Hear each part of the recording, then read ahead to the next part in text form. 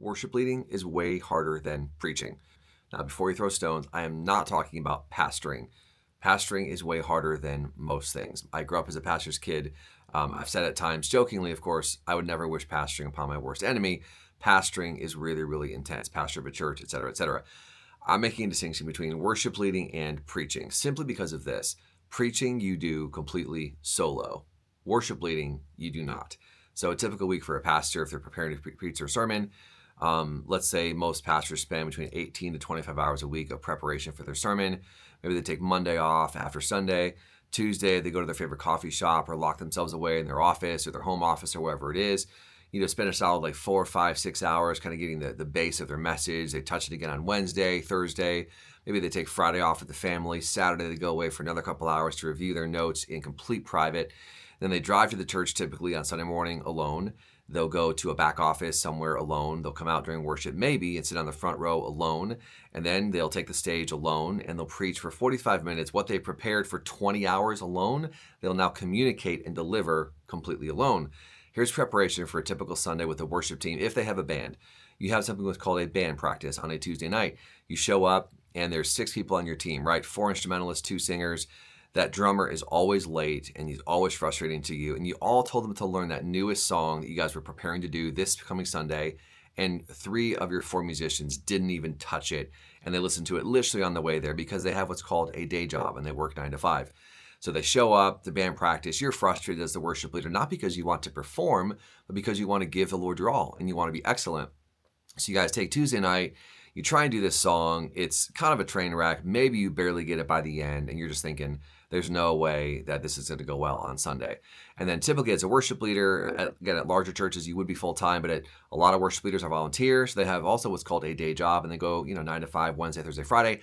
Saturday comes and they think, that's right, me and those 6 people tomorrow have to get up on that platform, try and just show Jesus and show my pastor and show the congregation, hey, it's all about Jesus. That's really why we're in this, but we also want it to sound excellent at the same time. So you show up, that same guy is late. So you're annoyed at your sound check and you guys all take the stage together. And then what you do for the next 20, 30, or 40 minutes as a worship leader has everything to do with how those other 5 or 6 people on stage act and respond, if they remember the arrangement, if they go with you when you want to be spontaneous or whatever it is. So a worship leader is dependent upon 4, 5, 6, sometimes more people to do their job well. Whereas a preacher, it's him, his commentary, Logos Bible software, whatever it is, and he just delivers his message. And the hardest thing for a preacher could be the sound is off and there's feedback, which that one guy in the sound booth, would probably try and take care of for him. So I say all that to say, not just to put each other against, to pin preachers against worship leaders. And also I'll say this, if you're a worship leader who doesn't have the best communication skills, or you might be, listening to this and being like, no, I'm never, ever preaching. That's like way more hard. Then sure, if you don't have that gift to do that in communication, then that might be the case. But as a whole, I want to say this, worship leading is really, really difficult, as well as preaching. I'm not saying it's not difficult, but worship leading, because you're with so many different people, is really, really difficult, because you can come in as a worship leader and have a gift. Maybe you'd say even an anointing to sing, to play an instrument, to worship the Lord and to take other people with you. And that's beautiful. But to be a pastor as a worship leader, meaning taking other people with you, because you don't want to just go up there and have it be the you show. And it's like, hey, no matter what these crazy people do, I'm going in. Maybe sometimes we have to do that in certain situations and circumstances, but we want to run together with other people. So I'm doing this to say this point to you, worship leaders. You have a difficult job.